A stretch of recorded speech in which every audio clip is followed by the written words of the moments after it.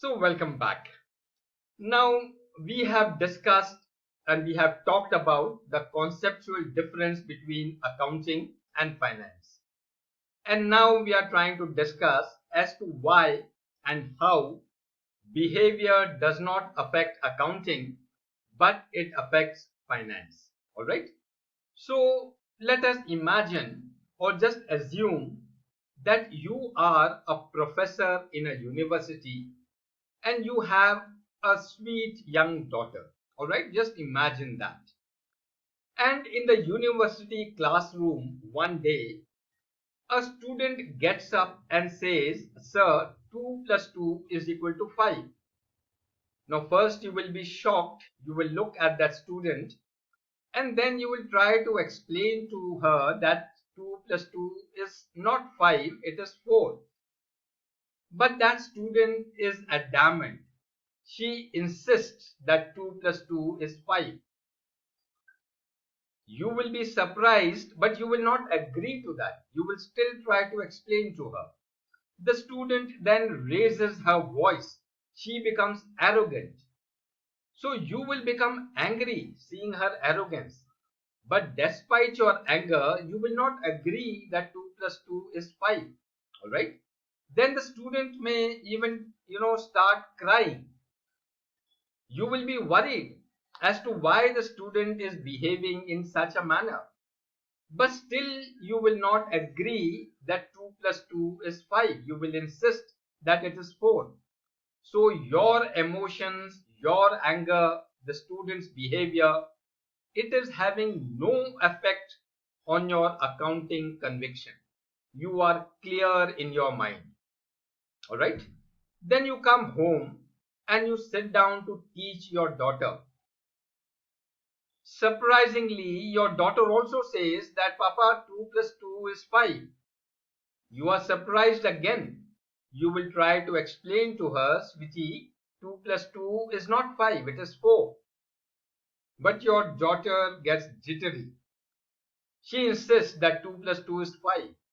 You will try to calm her down. You will try to pacify her, but you will not agree with her. Then she starts crying. You too will get emotional as to why my daughter is behaving in such a way.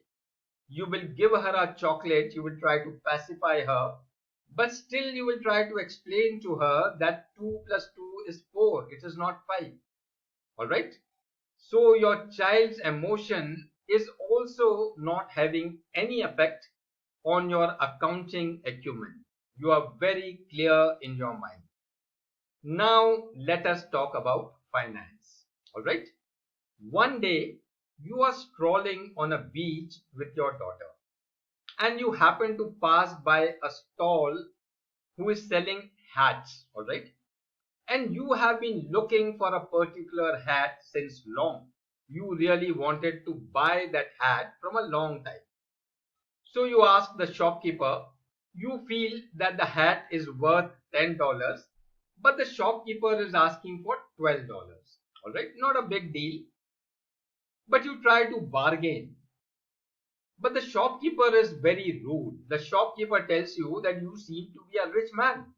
Why can't you give $2 extra to a poor man like you? He is very arrogant. Now, seeing his arrogance, you feel angry and you just walk away in anger. You don't purchase that hat despite having the need and despite having been searching for it from a long time. But you don't buy it. Alright? So, what has happened? Your emotions, your anger, and the other person's behavior that has affected your purchase decision, that has affected your financial decision. A small thing, but we will talk about it little more at a later stage. All right. Now you walk a little further and there is a balloon seller. All right. Your daughter happens to look at that balloon. She is fascinated and she demands to purchase a balloon. That balloon, in your mind, you are a financial person, that balloon is just worth about $2. But that lady selling the balloons, she is asking for $10, 5 times the price, a big deal. Alright. So you try to explain to your daughter that, sweetie, it's costly, we'll buy somewhere else. But your daughter starts crying. All right. She insists, I want the balloon. And at the same time, the lady also pleads with you. She says that I have not been able to earn enough through the day. Your $10 would make a big difference to my family. Why don't you purchase it for your son or for your daughter, whatever? And you feel it quite logical. Your sentiments are aroused. You pay $10, you take that balloon, and everyone is happy. You are also happy. That lady is also happy. Your daughter is also happy. All right. What has happened again? Your emotions, your child's behavior, that lady's sentiments, all these things collectively, they have influenced your financial decision. You have paid $10 for a thing which is worth $2.